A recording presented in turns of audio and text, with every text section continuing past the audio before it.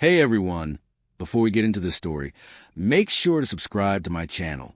Your support helps me share more real-life emotional stories like this one. I didn't walk away because my feelings faded. I walked away because, in the middle of yet another tense moment, she looked me straight in the eye and said, "You don't spark anything in me anymore." Like I was a trend she'd grown bored of. Like being steady, loyal, and reliable made me defective. That one sentence didn't just hurt. It rewrote everything I thought we were. I'll be honest, we weren't perfect. Not even close.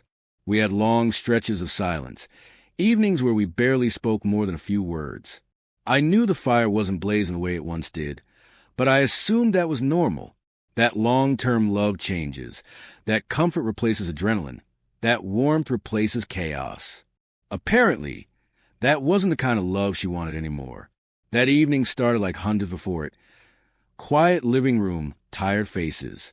I gently mentioned that we didn't spend much time together anymore. She let out an exasperated sigh, stood up, and almost mechanically said, "Maybe we're just done.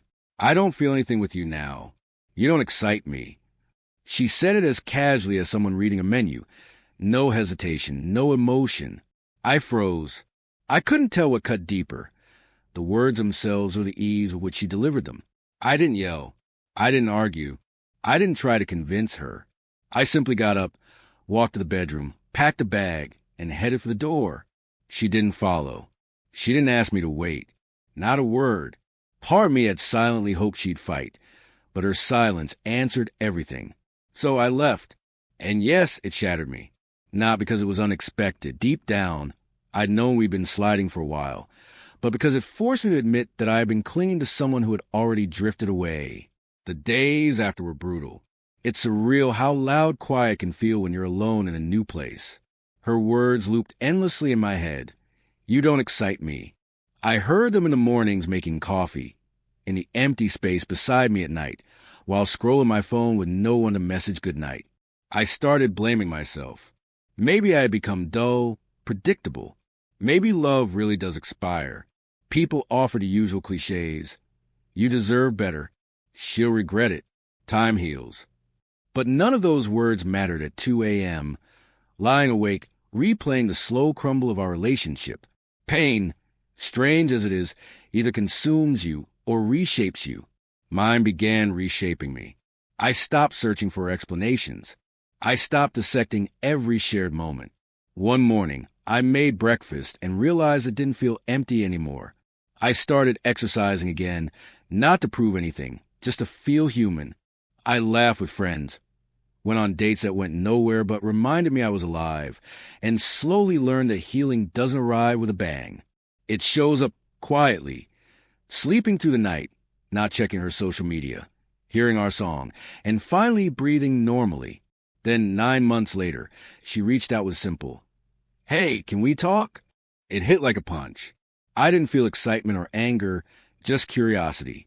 We met at a small, calm cafe on a Tuesday.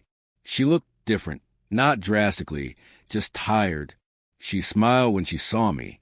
I didn't return it. We talked lightly at first, awkward and stiff. Then she said what she came to say. "I've been thinking about you a lot. I made a mistake." No theatrics, no tears, just raw sincerity in her eyes. I thought I needed something more thrilling. I thought I was missing out, but no one ever made me feel the way you did. I didn't understand how rare peace was until I lost it.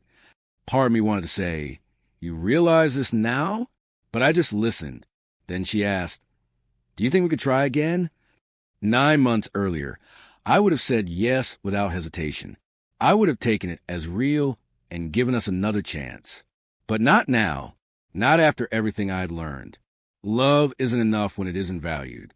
Sometimes people come back not because they choose you, but because they finally realize what they threw away.